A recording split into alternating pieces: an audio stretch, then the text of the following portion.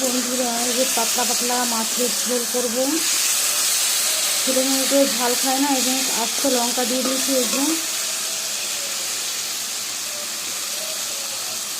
এই যে ঝাল খাবে সে মেখে খাবে।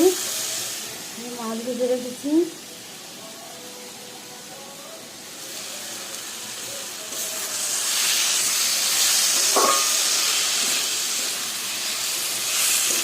পাতলা মাছের ঝোল, আমরা তেল মশলাটা কম খাই। পাতলা মাছের ঝোল করছি।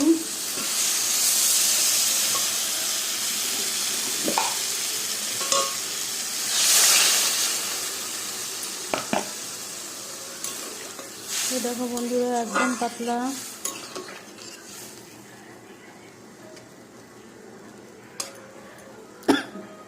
তোমরা কে কে পাতলা মাছের ঝোল খাও কমেন্ট করে জানিও।